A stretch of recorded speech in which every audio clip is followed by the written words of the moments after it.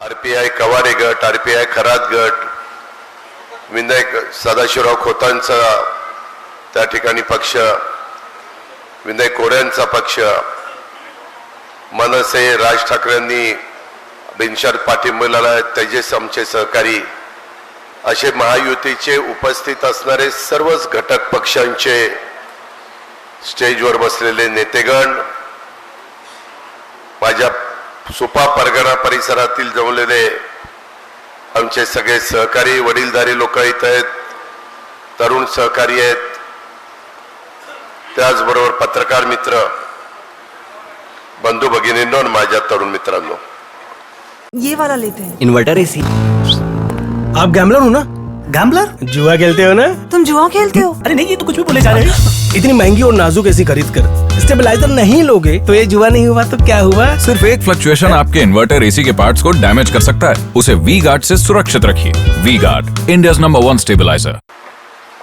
मित्रांनो, सध्या महाराष्ट्रामध्ये नव्हे तर देशामध्ये सगळीकडे निवडणुकीची रणधुमाळी चाललेली आहे।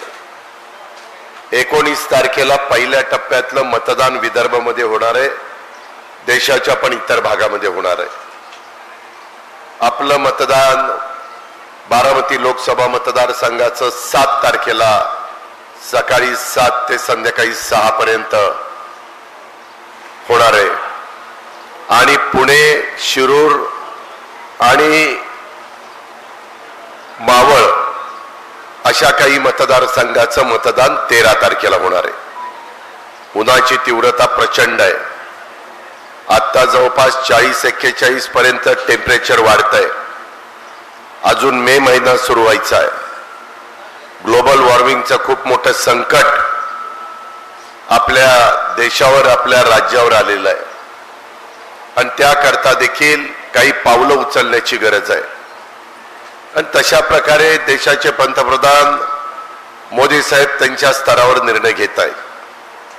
राज्याच्या स्तरावर एकनाथराव शिंदे, देवेंद्र फडणवीस, मी आणि आमचे महायुती सरकारमधले सगळे घटक पक्ष मिळून आम्ही इथे देखील निर्णय घेतो। आज कदाचित सुपा परगणा परिसरातल्या माझ्या बांधवांना, माझ्या भगिनींना प्रश्न पडला असेल की बाबा वासुदेवराव, बाळासाहेब, दिलीपराव आणि अजित पवार आणि त्यांचे सगळे जीवाभावाचे सहकारी असे सगळे एका स्टेजवर कसे काय? मित्रांनो, एक गोष्ट लक्षात घ्या, छत्रपती शिवाजी महाराजांनी 18 पगड जातीला 12 बलुतेदारांना बरोबर घेऊन हिंदवी स्वराज्याची स्थापना केली। शिवशाहू फुले आंबेडकरांचा विचार महाराष्ट्राच्या कणाकणामध्ये, मातीमध्ये रुजला गेलेला आहे, बिंबवला गेलेला आहे आणि त्याच्यामुळं कोणीच कुणाचं कायमचं शत्रू नसतं, कोणीच कुणाचं कायमचं मित्र नसतं। हे आपण सगळेजण त्या ठिकाणी बघतोय। मी अशा प्रकारचा निर्णय घेण्यामागचं कारण निव्वळ विकास पुरुष म्हणून गेले 10 वर्ष पंतप्रधानांनी केलेलं काम भारताच्या समोर आहे। आपण लोकसभेची निवडणूक लढवत असताना फक्त आपल्या पुरता विचार करून चालत नाही, तर माझा मागासवर्गीय, माझा आदिवासी, माझा अल्पसंख्याक, माझा भटका, माझा बहुजन समाज, ओबीसी समाज, ह्या सगळ्या जाती धर्माच्या लोकांना एक न्याय देण्याची भूमिका कोण आज घेऊ शकतात, कोण देशाला प्रगतीपथावर नेऊ शकतं, कोण जगामध्ये तुमच्या माझ्या भारत देशाचा नावलौकिक वाढू शकतं, ह्या सगळ्याचा साकल्याने विचार करून पुढच्या पिढीचं भवितव्य कुणाच्या हातामध्ये ठेवलं तर योग्य ठरणार आहे, कुणाकडे विजन आहे, कुणी अनेक प्रकारचे धाडसी निर्णय घेतलेले आहेत, कुणाच्या निर्णयामुळं पाकिस्तान सारख्या जवळपासच्या राष्ट्रांना, शत्रू राष्ट्रांना वाकड्या नजरेने बघण्याचं देखील धाडस हे गेल्या 10 वर्षामध्ये झालं नाही। एकदा झालं त्यावेळेस पुलवामा करून कशा पद्धतीनं त्यांचं कंबरडं मोडण्याचं काम केलं हा सगळा इतिहास आहे। 371वर कलम माफ करण्यात आलं। त्यामुळं आता आपण भारतातली कुठली व्यक्ती जम्मू काश्मीरला जमीन घेऊ शकते. एकनाथराव शिंदे, देवेंद्रजी, आम्ही महाराष्ट्राच्या लोकांना तिथं महाराष्ट्र सदन असावं, लोक कधी जम्मू काश्मीरला गेले तर तिथं राहता यावं म्हणून मधल्या काळामध्ये आम्ही देखील तिथं जमीन महाराष्ट्र सरकार म्हणून घेतलेली आहे. अशा खूप काही गोष्टी मित्रांनो आपल्याला सांगता येतील. परंतु मागच्या अनेक निवडणुका आपण एकमेकाला ओळखतो, एकमेकांशी बोलतो, एकमेकाची भाषणं ऐकतो. तो काळ वेगळा होता, आताचा काळ वेगळा. आज मी एक वेगळी भूमिका घेऊन, मी एकटा नाही परंतु प्रफुल्ल पटेल, हसन मुश्रीफ, छगन भुजबळ, त्यामध्ये दिलीप वळसे पाटील, धनंजय मुंडे असे अनेक सहकारी, 80% पेक्षा जास्त आमदार, आम्ही ही भूमिका स्वीकारली कारण आपले प्रश्न सुटावेत म्हणून. गेल्या काही वर्षामध्ये केंद्राचा बारामती लोकसभा मतदारसंघामध्ये निधी आलेला नाहीये. आजपर्यंत बारामती परिसरामध्ये जो निधी आला तो राज्य सरकारच्या मार्फत आला. आताच एकनाथराव, देवेंद्रजी, आमचं जे सरकार आहे त्या मार्फत आला, मागच्या सरकारच्या मार्फत आला. त्याच्यात पण मी एक घटक होतो आणि त्याच्यातनं माझ्या जिरायत भागाचा कायापालट होण्याच्या करता सिद्धेश्वर निंबोडी पासून इकडं वराण्यापर्यंत, इकडं आंबी खुर्द बुद्रुक पासून तिकडं जायपत्रेवाडी पर्यंत, बिलारवाडी पर्यंत, तिकडं मुडाळे ढाकाळे तिकडं तिथपर्यंत, तिकडं चौदरवाडी, अशा पद्धतीनं मुर्टी, मोडवं, मोराळवाडी, ह्या सगळ्या भागामध्ये लोणी बापकर आपण काही ना काही प्रयत्न केले. परंतु जशा पद्धतीनं प्रश्न सुटायला पाहिजे होते तेवढ्या प्रकारे ते प्रश्न सुटलेले नाहीयेत. मित्रांनो, ही भावनिक निवडणूक नाहीये. आता इथं बसलेले, आज मी आलोय, माझ्याही सभेला आले.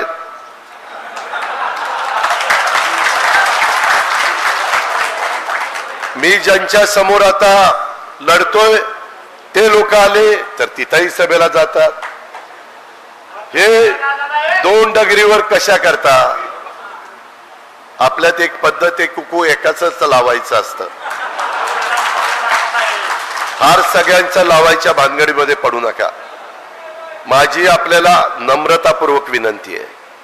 मी जे कालपर्यंत आमच्या बरोबर नव्हते त्यांच्या साक्षीनं, वासुदेवराव बाळासाहेब आणि सहकाऱ्यांच्या साक्षीनं सांगतो, शिवसंग्रामचे आमचे सहकारी आहेत त्यांच्या साक्षीनं सांगतो, सर्वांच्या साक्षीनं सांगतो.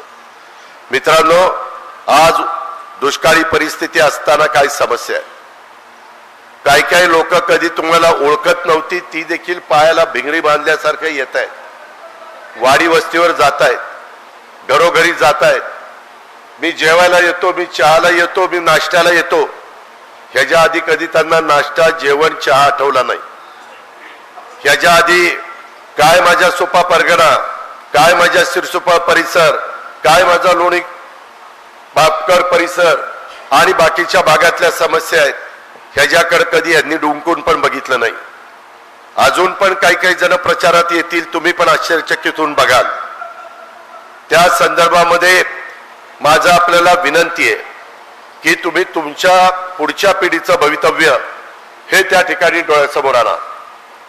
त्याच्यामध्ये पानसरे काकांचा काळ गेला, सांगुडे आबांचा काळ गेला, देवीदास कुंभार असेल, विलास खैरे असतील, अनेक जीवाभावाचे सहकारी आपल्यामध्ये आज राहिलेले नाहीयेत. आज इथं बबनराव आहेत, आज इथं बापूराव आहेत, बबनराव बोरकर साहेब आहेत, बापूराव चांगुडे साहेब आहेत, इतर काही मान्यवर वडीलधारी आहेत. त्याच्या संदर्भातली नवी पण पिढी आहे. नवी पिढीनं आणि या सगळ्यांनी जरा ऐकून राहा. काय उगीच दुपारी डोकं तापवायला लागला? एक तर उन्हाने तापलंय, तू जरा गप्प बस. माझं भाषण झाल्यानंतर मला भेट, डिपार्टमेंट त्याला सांगा जरा दोन गोष्टी समजून. मित्रांनो, ह्यामध्ये साऱ्याचा प्रश्न निर्माण झालेला आहे, पाण्याचा प्रश्न निर्माण झालेला आहे.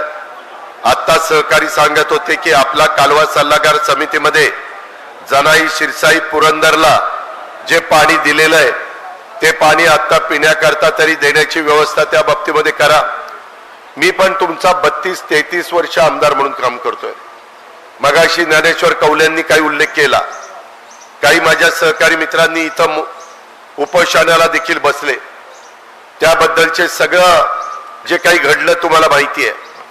मित्रांनो, मी पण विचार केला की बाबा आपण एवढं सगळं करतोय, शासनाचा करोडो रुपयाचा निधी आपण इथं आणून देतोय, परंतु तरी माझ्या सुपा परगणा आणि जिरायत भागातल्या माझ्या लोकांच्या चेहऱ्यावर मला हसू कायमचं ठेवता येत नाही.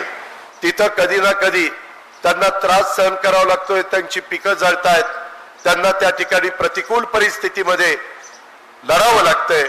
हे कुठेतरी थांबलं पाहिजे.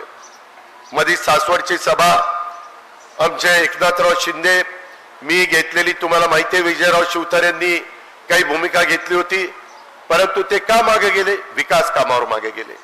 ते म्हणले की माझे हे प्रश्न तुम्ही सोडवा. देवेंद्रजी पण होते, आम्ही वर्षा बंगल्यावर बसलो होतो, ते सोडवल्यानंतर माझं काही त्या ठिकाणी म्हणणं नाही.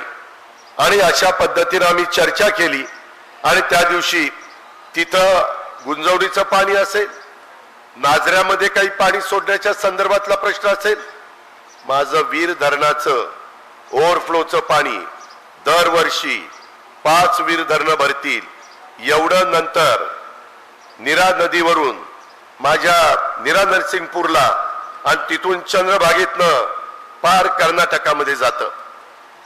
त्याच्यामध्ये आम्ही नवीन अभ्यास केला. ह्याच्या पाठीमागे तशा मोटारी नव्हत्या.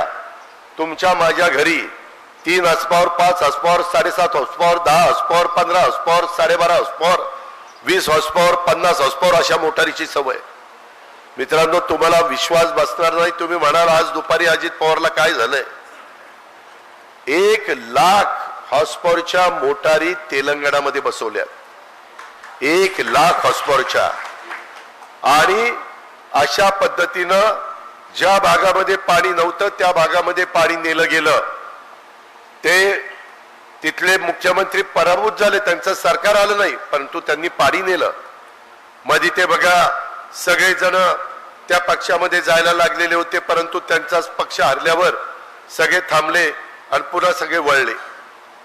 मित्रांनो, आता आपल्या वीर धरणातनं ओव्हरफ्लोचं पाणी जे नीरा नदीमध्ये जात आहे, तिथं मोठा पंप टाकून पाणी आपल्या पुरंदर आणि बारामती तालुक्यामध्ये आणायचंय.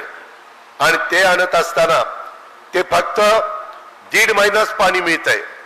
त्या 1.5 महिन्यातच सगळं इथं मोठ्या प्रमाणावर, मग ते नाझरा असेल किंवा इतर वेगवेगळ्या प्रकारचे तलाव असतील, मग माझा तरडोलीचा असेल, माझा वाकीचा असेल, माझा सुप्याचा असेल, माझा बोरकरवाडीचा असेल, सगळे तलाव, मी नावं घेत बसत नाही, वाडाण्याचा असेल, त्या तलावामध्ये पाणी टाकण्याच्या करता आपल्याला निश्चितपणे त्या कामाला लोकांना लावलेलं आहे. पूर्वी लाईट बिल यायचं, त्याच्यामुळे तुमचं माझं कंबरडं मोडायचं. यावेळेस नरेंद्र मोदी साहेबांनी जो जाहीरनामा दिलाय त्याच्यामध्ये एवढा मोठा सूर्यप्रकाश लख आपल्या महाराष्ट्रामध्ये, भारतामध्ये त्याचा फायदा घेऊन सोलरवर त्या ठिकाणी वीज तयार करायची आणि ती त्या पंपांना द्यायची. अशा पद्धतीनं एक निर्णय आम्ही घेतलेला आहे. आपल्या पुरंदर उपसा सिंचन योजनेला 54 कोटी रुपये त्या ठिकाणी टाकलेले आहेत. करा नदीवर बारामती तालुक्यात 13 साखळी बंधाऱ्याचं नूतनीकरण करण्याच्या करता तो निर्णय त्या ठिकाणी आपण घेतलेला आहे. त्याच्या संदर्भातलं सगळ्या गोष्टी केलेल्या आहेत. चौदरवाडी परिसरात 1000 हेक्टर, परंतु त्याच्यातनं प्रश्न सुटत नाही. त्याच्याबरोबर चौदरवाडीचे पण आजूबाजूची गावं जवळपास 27-28 कव्हर करावी लागत आहेत. नाहीतर बाकीची म्हणतात की आम्ही काय घोडं मारलंय, तुम्ही आम्हाला देत नाहीये. जनाई शिरसाईच्या बद्दल आता खडकवासला, वरसगाव, पानशेत आणि टेमघर ह्याचं पाणी येत आहे. ते पाणी दिवसेंदिवस प्यायला चाललेलं आहे. त्याकरता देवेंद्रजी फडणवीस, मी आणि एकनाथराव शिंदे आम्ही बसलो. त्याच्यातनं मुळशी धरणातलं पाणी पुण्याला प्यायला घ्यायचं आणि मुळशी धरणाची उंची वाढवायची. ती याला कमी खर्च येतोय. जसं मध्ये मी फ्लॅटची उंची वाढवली, माझ्या उजनीची 7 TMC पाणी उजनीला वाढलं. ज्यावेळेस उजनी भरतं, ज्यांना माहिती आहे त्यांना विचारा, 114% उजनी भरलं जातं, 100% नाही, 114%. तीच गोष्ट मी कोयनेला केली, तीच गोष्ट अजून काही धरणांना केली. तशा पद्धतीनं मुळशीमध्ये उंची वाढवण्याच्या करता 80% जमीन टाटाच्या ताब्यामध्ये 20% घ्यावी लागेल. त्याच्यातनं 2 TMC पाण्यामध्ये माझ्या मुळशी तालुक्याचा टप्पा 1 टप्पा 2 हे भागतंय. त्याच्यामध्ये कुठली अडचण येत नाही. आणि अशा पद्धतीनं आपली पण जनाई आणि शिरसाई चालण्याच्या करता आपल्याला अधिकचं पाणी कुठनं तरी उपलब्ध करून घ्यावं लागणार आहे. मी आपल्याला सगळ्यांना सांगतो, भावनिक मुद्दा करून आताच्या निवडणुकीमध्ये आपण वेगळा विचार करू आणि मग विधानसभेला बघू. तसं केलं तर तुम्ही तुमच्या पायावर धोंडा पाडून घ्याल. कसा तर केंद्र सरकारमध्ये वासुदेवरावांनी सांगितलं त्या पद्धतीनं देशामध्ये हवा मोदी साहेबांची आहे, मोदी साहेबांची आहे. त्याच्यामध्ये 65% जनता म्हणते की मोदी साहेब पंतप्रधान झाले पाहिजे. याचा अर्थ मोदी साहेब पंतप्रधान होणार. त्या संदर्भामध्ये केंद्रात त्यांच्या विचाराचा खासदार माझ्या पुण्यातनं, बारामतीतनं, शिरूरमधनं, मावळातनं गेला. मी जिल्ह्यापुरतं बोलतोय, राज्यातनं तर सगळे पाठवायचा आपला प्रयत्न चाललेलाच आहे. तर तिथून आपल्या खासदारांना सांगून आता या सगळ्या पैसा आमच्या एकट्या राज्य सरकार, माझ्या हातात 6 लाख कोटी आहेत. पुढच्या वर्षी कदाचित 10% बजेट वाढतं, 6.5 लाख कोटी होतील. परंतु हे सगळे विकासाचे प्रश्न सोडवण्याच्या करता पेन्शन पगारालाच मला 3 लाख कोटी रुपये लागतात. मला म्हणजे सरकारला पेन्शन पगार जे काही सगळे शासकीय निमशासकीय अधिकारी कर्मचारी आहेत, नगरपालिका, महानगरपालिका, पंचायत, नगरपंचायत, ग्रामपंचायत, त्यामुळं राज्य पण चाललं पाहिजे. मग एकटं आपलं 6.5 लाख कोटीचं बजेट आपल्याला भागत नाही. त्याकरता केंद्राची मदत पाहिजे. 10 वर्षामध्ये आपल्या खासदारांनी केंद्रातनं कुठली मदत आणली नाही, कुठली मदत आणली नाही. आणि हे सगळं करायचं म्हटलं तर जसं मोठ्या प्रकल्पाच्या बाबतीमध्ये गोसी खुर्द प्रकल्प त्याला केंद्राने मदत केली तेव्हा तो विदर्भामध्ये पूर्णत्वाला गेला. मी उद्या पंतप्रधानांना सांगू शकतो, माझी त्यांची ओळख आहे. मी त्या ठिकाणी अमित भाईंना सांगू शकतो की बाबा हे आमचं दुखणं आहे आणि 50 वर्ष आम्ही प्रयत्न करतोय. नाही केला असं नाही. आम्ही पाझर तलाव केले, प्रश्न सुटला नाही. आम्ही जनाई सरसाई केली, मर्यादा आल्या. पुरंदर उपसा सिंचन केली, पाणी अतिशय खराब आणि 5-6 टप्प्यांमध्ये उचलावं लागतंय. तरी देखील तिथलं दुखणं आम्ही आता दूर केलंय. कारण तिथं सोलर पॅनल बसून ती वीज तयार करतोय. ज्ञानेश्वर कवले त्या मिटिंगला होता, इतर पण माझे सहकारी होते. आणि माझी प्रशासनावर पकड आहे, देवेंद्र फडणवीसांची प्रशासनावर पकड आहे. आम्ही काम करतो ते वाजून करतो. त्याच्यामध्ये एखादं नाणं असतं खणखणीत, तशा पद्धतीनं आपलं काम असतं. आणि मी विकास पुरुषाच्या मागे गेलेलो आहे, विकासाकरता गेलेलो आहे. मी मगाशीच या नेते मंडळीच्या देखत सांगितलं, सगळ्या जाती धर्माला न्याय मिळाला पाहिजे. ह्याच्यापासून मी यत्किंचितही बाजूला गेलेलो नाहीये. त्याच्या संदर्भामध्ये कुणालाही दुश्वास करून चालत नाही, जातीय सलोखा ठेवावा लागतो. आज देखील मला इथं आल्यानंतर काही कार्यकर्त्यांनी सांगितलं, दादा दौंडमध्ये चोऱ्या वाढल्यात, दादा आपल्या सुप्यामध्ये धनवाडीच्या परिसरात चोऱ्या वाढल्यात. आता चोरी करणारे हे दरोडेखोर एवढे पोचलेत की ड्रोन लावतात, ड्रोन. आणि त्याच्यातनं जर संपत जगतापाची वस्ती आहे, कोण कोण वस्तीवर आहे, कुठं कडी लावली, कुठं कुत्री बसलीत, कुठं माणसं बाहेर आहेत आणि किती माणसं आत आहेत, हे ड्रोननी बघतायत.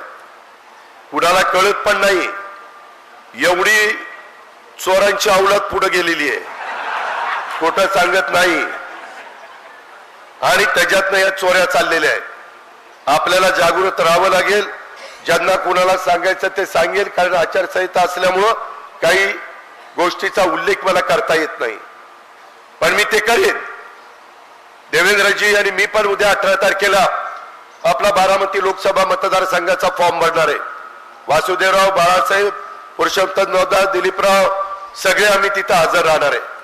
तुम्हालाही तिथं यायचं आहे. हे काही तुमच्या माझ्या घरचं लग्न नाहीये. आपल्या प्रपंचाचं भलं कशात होणार आहे ते बघायचंय. म्हणून मी सांगतोय, भावनिक होऊ नका. काही जण येतील माझ्या घरातली भावंड येतील, अरे जरा बघा राव बघा, एवढ्या वेळेस बघा, अरे सारखंच बघितलं, एवढ्या वेळेस काय लावलंय, कधी सोडलं नाही, सारखंच बघितलं की. ही गोष्ट लक्षामध्ये ठेवा. मी आता या सगळ्या गोष्टीच्या संदर्भात उद्याच्या 10 जूनला अधिवेशन होतं, ते आता आचारसंहिता जून पर्यंत चालती, नवीन सरकार यायला थोडा वेळ लागतोय, म्हणून आम्हाला देवेंद्र एकनाथराव आणि आम्हाला 17 जूनला कदाचित अधिवेशन करावं लागेल. त्या अधिवेशनामध्ये हे जे काही आपले बंधाऱ्याच्या बद्दलचे आणि बाकीच्या पाण्याच्या बद्दलचे हे जे काही दुखणारी प्रश्न आहेत, हे आपल्याला, मी पिण्याच्या पाण्याच्या योजना करण्याच्या करता मोठे मोठे स्टोरेज टँक केले, तुम्ही बघितलंय, परंतु ते पण कमी पडतायत. कॅनॉलच्या कडेला कितीतरी मोठे स्टोरेज टँक केलेत, पण त्याच्याकरता आपल्याला मी सांगतोय त्या मार्गाने गेल्याशिवाय राहता येणार नाही. आपण अनेक कामं केली, दर्ग्याच्या करता मदत केली, मस्जिदी करता मदत केली, विठ्ठल रुक्मिणीच्या मंदिराचा जीर्णोद्धार करण्याच्या करता मदत केली, अण्णाभाऊ साठे सभागृहाच्या करता मदत केली, रोडची कामं तर प्रचंड त्या ठिकाणी केली. त्याच्यामध्ये अजून कामं करणं बाकी आहे, ती आपण करणार आहे. त्याच्यामध्ये हॉस्पिटल 100 बेडचं काम चाललेलं आहे, 30 बेडच्या हॉस्पिटलचं काम झालेलं आहे, पेयजल योजनेचं काम चाललेलं आहे, त्याच्यामध्ये 50% रक्कम केंद्र सरकारची आहे. सगळे पैसे महाराष्ट्र सरकारचे नाहीत. कोट्यावधी रुपयाच्या योजना पेयजलच्या ज्या देशात चाललेल्या आहेत, हर घर नल ही मोदी साहेबांची योजना आहे. जर 20,000 कोटी रुपयाची कामं किंवा 50,000 कोटी रुपयाची कामं माझ्या महाराष्ट्रामध्ये चालू असतील तर 25,000 कोटी रुपये ते पाठवतात. पहिले पैसे त्यांचे येतात, मग आपण बजेटमध्ये तरतूद करतो, ते पैसे देतो. मित्रांनो, आपण आहे ते मोठं कोयना किंवा उजनी सारख्या धरणासारखं आहे आपलं बजेट, त्यांचं समुद्रासारखं आहे. त्याच्यावर समुद्राची साथ मिळाल्याशिवाय हे प्रश्न त्या ठिकाणी मला पुढं नेता येणार नाही. आणि ते नेण्याच्या करता उद्या मला उथळ माथ्यानी वासुदेवराला, बाळासाहेबाला, पुरुषोत्तम दादाला, माझ्या सुपा परगणा लोकांना उथळ माथ्यानी तिथं जायला पाहिजे की आता तुमच्या विचाराचा खासदार दिला, आता आम्हाला पैसे द्या, आता आमची ही कामं करा. आम्हाला त्या ठिकाणी वेळ पडली तर वर्ल्ड बँकेचे पैसे डायरेक्ट आम्हाला घेता येत नाही, केंद्र सरकारच्या मार्फत घेता येतात. जायका जपान गव्हर्नमेंट 0.5% पैसे देतं. किती? 0.5%. जे आपण तिथे 1,000 कोटी रुपये पुण्यामध्ये आणलेत तसे पैसे आणावे लागले तर त्या पद्धतीनं केंद्राची मदत लागते. काही जण सांगतील आपल्यातले पण केंद्रामध्ये होते, पण त्यावेळेस तशा पद्धतीनं प्रश्नाची सोडवणूक झाली नाही. ही गोष्ट नाकारता येणार नाही. ठीक आहे, आपलं आहे तर आहे ना, परंतु आपलं जळतंय ना, ते कुणी वाचवायचं? सुपाकरांनो, मला माहिती आहे, मी सगळा आढावा घेत असतो. त्याच्यामध्ये वेगवेगळ्या गावात काय चाललंय, कसं चाललंय, कुठं काय काय पाणी झिरपतंय, कुठं कोण गप्पा मारताना काय मारतंय, असं नाहीये. तुम्ही जर आत्ताची संधी आहे, आपल्याला विमानतळ करायचंय, केंद्राची मदत पाहिजे. आपल्याला टर्मिनल करायचंय, केंद्राची मदत पाहिजे. आपली बारामती फलटण रेल्वे धुळकात पडली होती. ज्यावेळेस मी सरकारमध्ये त्यांच्याबरोबर गेलो आणि सांगितलं मोदी साहेब हे काम मला करून पाहिजे, मोदी साहेबांनी ऑनलाईन त्या दिवशी भूमिपूजन केलं. इतके वर्ष काम झालं नाही, याचा विचार तुम्ही केला पाहिजे. मला घसा कोरडा करायला काही मी मोकळा नाहीये. जे खरं आहे, मी तुमचं नेतृत्व करतोय 60 टर्म, मला माझ्या लोकांना समजून सांगण्याची गरज आहे, म्हणून सांगतोय भावनिक होऊ नका. त्याच्या संदर्भामध्ये त्या रेल्वेचं काम सुरू झालंय. जाहीरनाम्यामध्ये अनेक वंदे भारत ट्रेन सुरू करायच्या, आपल्याला पुन्हा दौंड लोकल सुरू करायची.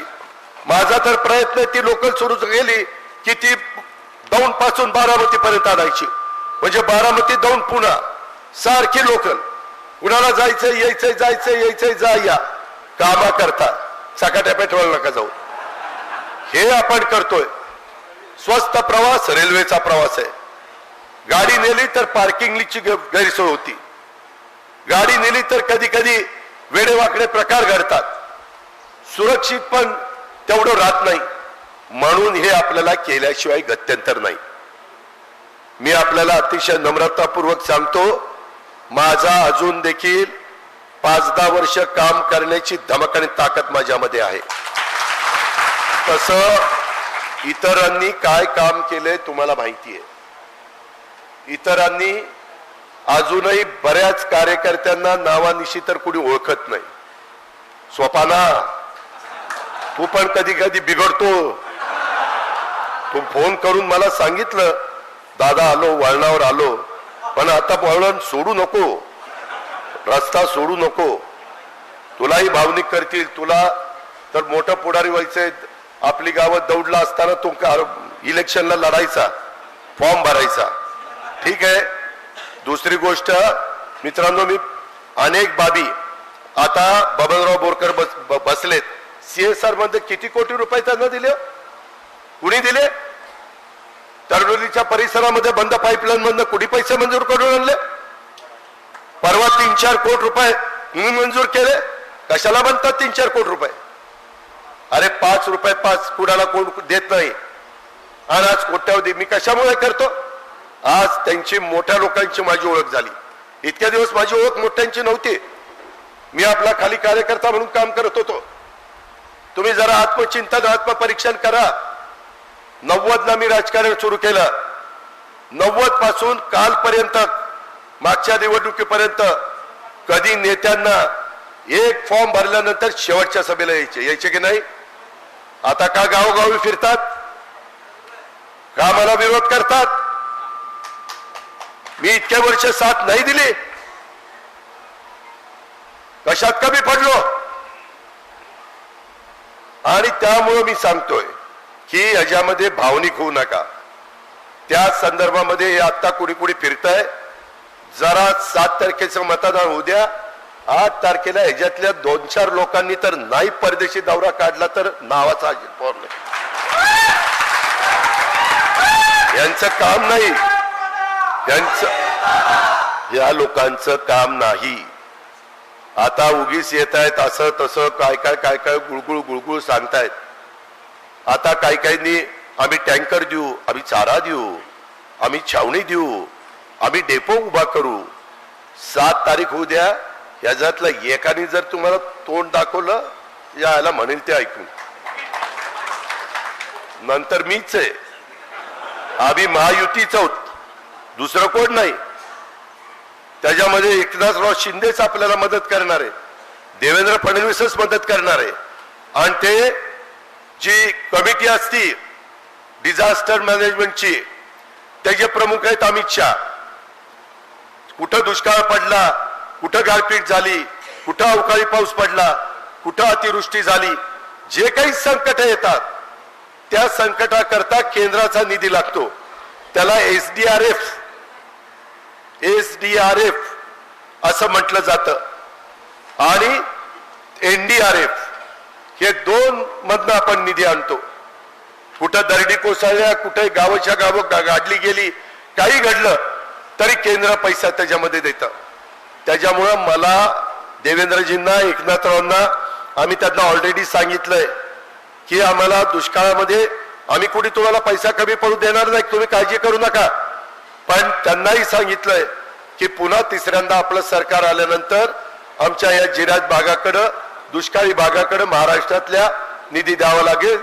ते म्हणले काळजी करू नका. त्यांचा आधार आहे, त्यांचा शब्द दिलेला शब्द पाळतात. तिथं या सोमेश्वर कारखान्याचे चेअरमन बसलेत बघा, पुरुषोत्तम दादा.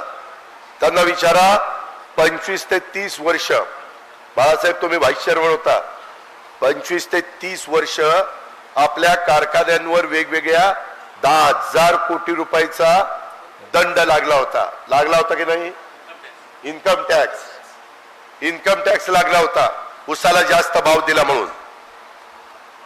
आम्ही 20 वर्ष प्रयत्न करत होतो, दादा पुरुषोत्तम करत होतो की नाही? काही कुणाचं तिथं चाललं नाही. आता हर्षवर्धन पाटील, देवेंद्र फडणवीस, राधाकृष्ण विखे पाटील असे सगळे नेते मंडळी तिथं गेली आणि अमित शहाना सांगितलं की असा असा इन्कम टॅक्स लागलाय, टांगती तलवार आहे. तुमच्या कारखान्याला किती होता त्यातला? 122 कोटी यांना होता आणि माळेगावला 250 कोटी रुपये होता. 122. त्याच्यातून अमित शहा म्हणले मला माहिती आहे, कारण गुजरातमध्ये देखील माझ्या काही म्हणजे तिथल्या कारखान्या लोकांच्यावर तो टॅक्स आहे, तुमच्यावर पण इन्कम टॅक्स. त्यांनी तो माफ केला. नुसता माफ केला नाही, अहो काम करायला धमक आणि ताकद असावी लागते. गोड बोलून काम होत नाही, भावनिक होऊन काम होत नाही.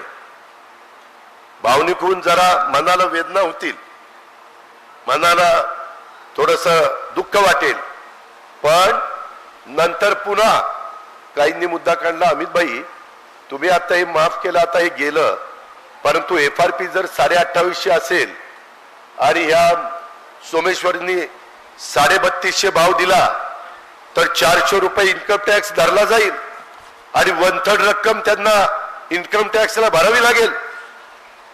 त्यांनी सांगितलं कर्ज न काढता, त्या कारखान्यांनी कर्ज न काढता काटकसर करून FRP पेक्षा जास्त भाव बसला आणि कामगारांचं कुठलंही देणं नसेल, शेतकऱ्यांचं कुठलंही देणं नसेल, तर त्याला मी इन्कम टॅक्स लावणार नाही. त्यांनी फक्त त्यांच्या साखर आयुक्ताकडनं ते चेक करून घ्यायचं, साखर आयुक्तांनी सही केली तर त्याला इन्कम टॅक्स नाही. म्हणून यंदा माळेगाव आणि सोमेश्वरला इन्कम टॅक्स लागला नाही, नाहीतर इन्कम टॅक्स लागला असता. मित्रांनो, कांद्याच्या बद्दल देखील आम्ही वेळोवेळी सांगितलं, काही वेळेस त्यांनी निर्यात त्या ठिकाणी चालू केली. आताही पुन्हा निर्यातीच्या करता मोठ्या प्रमाणावर आपण कांद्याला त्या ठिकाणी निर्णय दिला. तिथं बसणाऱ्यांना शेतकऱ्यांनाही सांभाळावं लागतं आणि 90% कांदा खाणारा जो समाज आहे त्यांनाही सांभाळावं लागतं. त्याकरता थोडस आपलं दुखणं होतं. आम्ही मध्ये फारच कमी मिळाले म्हणून त्याच्यात सरकारने अनुदान दिलं कांद्याला आणि काही कोटी रुपये सहन केले. आम्ही सोयाबीनला अनुदान दिलं, आम्ही धानाला अनुदान दिलं. आता दुधाच्या संदर्भातली परिस्थिती निर्माण झाली, 5 रुपये लिटरला दुधाला अनुदान दिलेलं आहे. काहींनी मला तक्रार केली की दादा आमचे ते व्यवस्थितपणे पैसे अजून मिळाले नाहीत, काहींचे राहिलेत. थोडस ऑनलाईन असल्यामुळं काहीतरी त्याच्यात मिस्टेक झाली होती. परंतु मी तुम्हाला सांगतो, उद्याच्या हे सगळं आचारसंहिता संपल्यावर पुन्हा आम्ही सरकारमध्येच आहोत. देवेंद्र, मी आणि आमचे एकनाथराव, आम्ही सगळे, राधाकृष्ण विखे पाटील ते दुग्ध विकास मंत्री आहे, त्याबद्दलचं राहिलेलं पण देणं सगळं क्लिअर करू. एक पैसा कुठल्या शेतकऱ्यांचा माझ्या बळीराजाचा ठेवला जाणार नाही. अशा पद्धतीनं काम करत असताना आता मोदी साहेबांनी 300 युनिट पर्यंत गरीब जे वीज वापरतात त्यांना मोफत वीज देण्याचा निर्णय घेतलाय. मोफत वीज. आणि नरेंद्र मोदी साहेब जे बोलतात ती मोदी साहेबांची गॅरंटी आहे. ते म्हणतात मोदी की गॅरंटी आहे आणि लोक टाळ्या वाजवतात. लोकांना विश्वास आहे. इथं जसं तुम्हाला अजित पवार की गॅरंटीचा विश्वास आहे, तसा तिथं मोदी की गॅरंटी. आता आपल्याला आपली गॅरंटी, तिथली गॅरंटी, तिथला फायदा उठवायचा आहे. हे दुसरं कोणी उठू शकत नाही, दुसरं कोणी उठू शकत नाही. वेळ होतो याची मला जाणीव, पण मी तुम्हाला ह्याच्यात शिरावं म्हणून सांगतोय. इथनं ऐकून इथनं काढू नका बाहेर. आणि पुन्हा येरे माझ्या मागल्या आहेच. दादा तिकडे गेला आणि दादा इकडे गेला. गाव पातळीचे प्रश्न आहेत. मी जर कुठं मदत करत असेल, कमी मदत झाली तर माझ्यावर नाराजी आहे. 25-15चा पैसाच आम्हाला दिला नाही, हे कामच आम्हाला दिलं नाही, हे काम दुसऱ्यालाच दिलं, टेंडरच आम्हाला भरू दिलं नाही. असल्या काही काही गोष्टी मला माझ्या सहकाऱ्यांनी पण सांगितल्या आणि भाजपच्या पण माझ्या मित्रपक्षांनी माझ्या कानावर घातल्या. त्या मी दुरुस्त करीन. माझ्या कानावर हे अलीकड फिरताना दादाचं काय नाही रे, दादा लई कामाचा माणूस आहे, पण दादाच्या खालची पिल्लावळ लई बेकार आहे. अरे पण त्या पिल्लावळी करता मला का दोष देत आहे? माझ्या बायकोला का दोष देत आहे? तिनं काय घोडं मारलंय त्याकरता ग्रामपंचायतीच्या निवडणुकीत बघू त्या पिल्लावळीचं काय करायचंय. ती पिल्लावळ योग्य वाटत नसेल तर जिल्हा परिषद तालुका पंचायतीला बघू किंवा इतर ज्या निवडणुका तुमच्या हातात आहेत. काही एवढ्यावर बापूराव संपलं नाही. टोपी टोपी तुमचं हनुमानवाडीचं पाणी पुरवठ्याचं दंडवाडीचं हनुमान पाणी पुरवठ्याचं कर्ज या अजित पवारांनी माफ केलं, दुसऱ्यांना नाही केलं. शंकरराव भाऊ वासुदेवराव खासदार होते तेव्हा भाऊंनी इथं कर्ज मंजूर केलं होतं. आणि बिचारे आमच्या भूविकास बँकेचं कर्ज इतकी बिचारी मेटाकुटीला आली. काय ती चालना, काय ती पाणी निघना. शेवटी जमिनी जातात का अशा प्रकारचा प्रसंग आला. रडायची पाळी आली. परंतु आम्ही लोकांनी ते दंडवाडी हनुमान पाणी पुरवठ्याचं कर्ज माफ त्या ठिकाणी केलं. आपल्याकडे फॉरेस्टचे पण प्रश्न आहेत. मगाशी मी तुम्हाला सांगितलं की त्यामध्ये आपण फॉरेस्टचा शेवटचा निर्णय यांना विचारा. पहिलं फॉरेस्टचं काम येतं पुण्यात, पुण्यातनं जातं नागपूरला, नागपूरला जातं भोपाळला आणि भोपाळला जातं दिल्लीला. पण दिल्लीला मोदी साहेबांच्या विचाराचा खासदार जाईल तरच काम होईल ना, का मोदी साहेबांना शिव्या देणाऱ्या खासदाराचं काम होईल? तुम्हीच सांगा. मी तर काय काम न करता रोज भाषणच देत बसलो असतो. पण भाषणही द्यावी लागतात आणि कामही करावं लागतं. त्याकरता आपण सगळ्यांनी ह्या गोष्टीचा विचार करा. मित्रांनो, मध्ये आपल्याला पाणीपट्टी जास्त यायला लागली. तुम्हाला माहिती आहे, एकनाथराव शिंदे, देवेंद्र फडणवीस आणि आम्ही महायुतीच्या सरकारमध्ये असताना तुम्हाला पुन्हा पूर्ववत पाणी ते बिल यायला 650 कोटी रुपये सरकारने तिजोरीत भरले. त्या म्हणजे तिजोरीत नाही, महावितरणला. आता पूर्वीसारखाच विजेचा दर लागलेला आहे. विजेच्या बद्दल हे कुणी भरले? आम्ही लोकांनी भरले. आता काही जण काय करतात बर का वासुदेवराव, काय यांनी काय यांच्या पदरचं दिलं, काय सरकारचं दिलं. अरे मग तुम्ही केंद्र सरकारचं काय आणू शकला नाही? सरकारचं दिलं म्हणजे द्यायची पण धमक लागली ना. आणि मला फक्त बारामती तालुक्यात नाही तर आमचा दौंड असेल, पुरंदर असेल, इंदापूर असेल, खडकवासला असेल, बोरवेला, मुळशी असेल, ह्या सगळ्या भागामध्ये आपल्याला बदल करायचा. आणि तशा प्रकारचा शब्द सासवडला एकनाथरावांनी मी आणि वर्षा बंगल्यावर देवेंद्र असताना दिलेला आहे. त्याकरता ही निवडणूक बाबांनो महत्वाची आहे. आता इथं काही लोकांनी वेगवेगळी निवेदन दिलीत की पाण्याचा प्रश्न आहे. दादा, कित्येक वर्ष आम्ही पाण्यासाठी तडफडतोय. आता मात्र आपण ही परिस्थिती बदलावी अशी आमची आग्रहाची मागणी आहे. कायमस्वरूपी काहीतरी तोडगा काढा. इथून मागे आम्ही तुमच्या बरोबर होतो, इथून पुढे हा जन्म आम्ही राहू, परंतु आमचं तडपणं बंद करा. पाण्याचा प्रश्न खूप ज्वलंत आहे, त्यासाठी मार्ग काढा. म्हणूनच हे अभ्यास करून हा सगळा मार्ग काढलाय. पण त्याकरता 7 तारखेला तुमच्या पवित्र मताची गरज घड्याळाला आहे, घड्याळाला आहे. तुम्ही आता गार्डी साहेब, तुम्ही पांडुरंगा, त्याच्या संदर्भात या सगळ्यांना जरा व्यवस्थित सांगा. काही वडीलधारे जरा जुना काळ आठवत असेल तर त्यांना म्हणा जुना काळ आता थोडा बाजूला ठेवा, आता नवीन काळ बघा. आता सासूचे 4 दिवस संपलेत, आता सुनेचे 4 दिवस येऊ द्या असं सांगा ना. काय सासू सासू सासू सुनेने काय नुसतं बघत बसायचं? बाहेरची बाहेरची बाहेरची असं कुठं असतं का राव? असतं का? आपण घरची लक्ष्मी म्हणून त्यांच्याकडे बघतो राव. 40 वर्ष झाली तरी बाहेरची, किती वर्ष झाल्यावर घरची? सांगा या बहिणींनो, बघा बाबा. आता ह्या सगळ्या गोष्टीचा विचार आपण त्या ठिकाणी केला पाहिजे. मित्रांनो, माझी तुम्हाला विनंती आहे की या बाकीच्याही संदर्भामध्ये आपल्याला या सगळ्या गोष्टी सोडायच्या असतील. दुधाचं अनुदानाचं सांगितलं, इतर पण काही वेगवेगळ्या शिक्षणाच्या बद्दल पण मी तुम्हाला मदत केली. मार्केट कमिटीचं भूमिपूजन करत असताना 1 रुपया खिशात नव्हता, कुदळ टाकली, टिकाव टाकला आणि मुंबईला गेलो. एकनाथराव शिंदे देवेंद्रजीशी बोललो, म्हणलं राव आमच्या मार्केट कमिटीला काहीतरी द्यावं लागेल आणि म्हणलं तुमची फक्त संमती द्या, मी कसं द्यायचं ते बघतो. ते म्हणलं ठीक आहे देऊन टाका. 7.5 कोटी रुपये लगेच पाठवून दिले. 7.5 कोटी रुपये पाठवून दिले.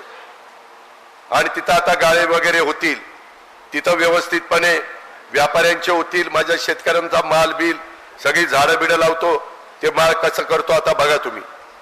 असं आपल्याला अनेक ठिकाणी करायचंय. भावनिक होऊ नका. गावच्या काही लोकांचे राग उद्याच्या निवडणुकीवर काढू नका. मी सांगितलेल्या या सगळ्या गोष्टी अजून खूप आहे माझ्याकडे सांगायला, पण वेळ बराच झालेला आहे आणि आपल्याला काही एकदाच भेटायचं नाही. मी पुन्हा पुन्हा तुम्हाला सांगतो की शेवटी गावोगावी येऊन नमस्कार केला जाईल. तो अधिकार लोकशाहीमध्ये सगळ्यांचा आहे, पण गावोगावी येऊन नमस्कार केला तरी कोट्यवधी रुपयाचा निधी मिळू शकत नाही, मंजुऱ्या मिळू शकत नाही. हे पुरंदर, माझं जनाई शिरसाई आणि माझं कळा नदीचे बंधारे आणि आपलं नाझरं, मित्रांनो आमच्याकडे जी योजना आहे ती आम्ही गुंजवणी तर चालू करणारच. त्याचं ओव्हरफ्लोचं पण पाणी कसं खाली आणता येईल, तरडोरी वाकी या वेगवेगळ्या तलावामध्ये तोही आहे. मी आता ठरवलेलं आहे, तुम्ही मला 30-35 वर्ष एवढं दिलंय, एवढं प्रेम केलंय, एवढं पाठीवर रोज टाकलंय की अक्षरशः मी वाकून गेलोय. पण माझं मन त्या ठिकाणी सारखं मला सांगतंय की अजित पवार तुझ्यावरच काहीतरी जबाबदारी आहे. आणि आता ह्यावेळेस अशा पद्धतीनं जनतेने दरवेळेस सारखा कौल दिला आणि मी तुम्ही ज्यावेळेस अनेक वर्ष घड्याळाचं बटन दाबतोय त्यालाच सांगतोय तिथंच बटन दाबा, दुसऱ्या कुणाला दाबा म्हणून सांगत नाही. त्याच्यावर तुमचंच ते घड्याळ आहे. इथं कुणी पक्ष चोरलेला नाही. एकनाथराव शिंदेंनी पण नाही, अजित पवारनी पण नाही. आज 80% लोक त्यांच्या बरोबर आहेत, म्हणून निवडणूक आयोगाने पक्ष आणि चिन्ह त्यांना दिलेलं आहे. काही जण भावनिक करतात, पक्ष चोरला. आम्ही काही चोऱ्या करणारे वाटलो? आम्ही काही दरोडेखोर आहे? आम्ही कडक बोलू असो, पण दरोडेखोर नाही, आम्ही चोरटे नाही, आम्ही काम करणारी माणसं आहेत. या गोष्टीचा विचार आपण सर्व सहकारी मित्रांनी केला पाहिजे. आणि आज खऱ्या अर्थाने आज दिलीप खैरे आणि बाकीच्यांनी सांगितलं होतं की दादा एकत्रपणे महायुती जी आहे त्या घटक पक्षांचा मेळावा घ्या. आणि तो खरं मेळावा ती राहिलं बाजूलाच, ही आपलं तिसरंच सुरू झालंय. पण त्याही बाबतीत मी भाजपच्या आणि शिवसेनेच्या आणि इतर घटक पक्षांच्या, शिवसंग्राम असेल, RPI असेल, त्यांना सगळ्यांना सांगेल की आपण चांगल्या कामाच्या करता एकत्र आलोय, विकास कामाच्या करता एकत्र आलेलो आहे. मागं जरी वाद घातलेला असो, भांडला असो, एकमेकाला पराभूत केला असो, आणखीन काही केलेलं असेल तर झालं गेलं, गंगेला मिळालं. आता मोदींना पंतप्रधान करायचंय आणि आपले हे सगळ्या प्रश्नाची सोडवणूक करायची. याकरता ही निवडणूक अतिशय महत्वाची आहे. एवढ्या पुरतं नाही, मित्र परिवार, भावकी, सोयरे, दायरे सगळ्यांना त्या ठिकाणी सांगा, जातीचा, पातीचा, नात्याचा, गोत्याचा विचार करू नका. मला अल्पसंख्याक समाजाला सांगायचंय, अजिबात काही चुकीचा प्रचार करण्याचा प्रयत्न करतील, मी तुमच्या पाठीशी काही चुकीचं होऊन देणार नाही. माझ्यावर विश्वास ठेवा. ही गोष्ट आपण सगळ्यांनी ध्यानामध्ये घ्या. मोठ्या प्रमाणावर गुंतवणूक होणारे कारखाने आपल्याला आणायचे, त्याच्यातनं आपल्याला रोजगार निर्माण करायचा आहे. काही जण म्हणतात लोकसभेला इकडे द्या, विधानसभेला दादाला द्या. नाही, लोकसभेला पण मलाच पाहिजे, विधानसभेला त्यावेळेस काय विचार करायचा ते करू. लोकसभेला मलाच पाहिजे. का तर केंद्राचा निधी आणायचा आहे, का तर तिथं मोठा निधी आहे तो आणायचा आहे. ते आणल्याशिवाय कायमचं पाण्याचं दुखणं बापूराव सुटणार नाही, बबनराव सुटणार नाही, हे आपण सगळ्यांनी लक्षात घ्या. बरोबर ना सोपाना? अरे हसना जरा तिच्या आईला. आणि कुठली वाडी त्यामध्ये सगळं कळतं, कुठल्या बूथवर काय झालं ते काय झाकून राहत नाही. त्याच्यावर कुठं कुठं थांब सोपानं मी बोलतो. नमस्कार. सोपांची अलीकडे तब्येत सुधारली आहे, त्या संदर्भामध्ये मी तुम्हाला सांगेन. तुम्ही जरी म्हणला की दादा काळजी करू नका, सगळ्याला समजून सांगू, अमक करू, तरुणांनाही समजून सांगा, वडीलधारांना समजून सांगा, आय वडील तुम्ही पण सगळ्यांना समजून सांगा. आणि तुम्हाला पुढे ही कामाची जी काही आपली परंपरा आहे ही टिकवायची असेल, उद्या अधिवेशन आपलं निवडणूक संपल्यावर 25-15चा नवीन वर्षाचा निधी पाहिजे असेल, त्याच्या संदर्भातला उद्या विकासाचा निधी पाहिजे असेल, तर ते महायुतीचं सरकार देणार आहे. त्याच्या संदर्भामध्ये डीपीसीचा निधी ते कोणतरी पालकमंत्री असतो जिल्ह्याचा, त्याच्या हातात असतं वाटतं द्यायचं, आणि ती तुम्हाला सांगतोय म्हणजे अजित पवारच देणार आहे. जिल्हा परिषद आज अस्तित्वात नाही, तो निधी सीओ देतात. उद्या सीओला मी चंद्रकांत दादा पाटलांनी सांगितलं तर ते आमचं ऐकेल का तुमचं ऐकेल? कुणाचं ऐकेल? मग विचार करा ना. त्याच्या संदर्भात पीएमआरडीचे प्रश्न, इतर पण प्रश्न आहेत, आणि म्हणून या सगळ्या प्रश्नाची सोडवणूक आणि राहिलेलं आपल्या छत्रपती शिवाजी महाराजांच्या पुतळ्याच्या संदर्भातलं एक काम राहिलंय. दरेकर बाबा तुम्ही पण मला सांगितलं, माझ्या तरुणांनी पण मला सांगितलं, अनेकांनी सांगितलेलं आहे, ते पण त्या ठिकाणी चांगल्या पद्धतीनं करून देण्याचं काम मी करीन. हा माझा तुम्हाला शब्द आहे. महाराजांच्या नावाला साजेस, त्या संदर्भात तुमचं माझं थोडंसं आपण चर्चा करून पुढे जाऊ, त्याचबद्दल काळजी करू नका. परंतु असे सगळे प्रश्न हे आपल्याला सोडवायचे आहेत. म्हणून उद्याची लोकसभेची निवडणूक महत्वाची आहे. आणि त्याचबरोबर लोकसभेमध्ये जे सरकार येणार आहे त्या सरकारच्या विचाराचे खासदार हे आपल्या आपल्या भागातनं निवडून गेल्यानंतर आपल्याला त्यांच्याकडनं कामं घेऊन घ्यायची. तुम्ही जर आपल्या खासदारांनी बारामती लोकसभेच्या घड्याळाचं चिन्ह घेऊन निवडून आल्यानंतर त्या महायुतीच्या खासदारांनी काम नाही केलं, आपल्याला जाब विचारायचा. अरे फार त्या दिवशी बोलत होता तिथं कार्यालयात, मी जबाबदार, मी त्या खासदाराला बरोबर जाईन. काही जण म्हणले त्या खासदाराची पर्स कोण सांभाळणार? मी पर्स नाही, पर्स खासदारच सांभाळेल, मी फक्त बरोबर जाईन आणि काम करून आणेन. हे गोष्ट आपण त्या ठिकाणी लक्षात घ्या. आपण अजिबात काळजी करू नका. उलट पाठीमागच्या अनेक खासदारांच्या पेक्षा ही उद्याची महायुतीच्या खासदाराची कारकीर्द जास्त उजवी असेल, हा शब्द मी तुम्हाला देतो आणि आपल्या सगळ्यांची रजा घेतो. जय हिंद, जय महाराष्ट्र.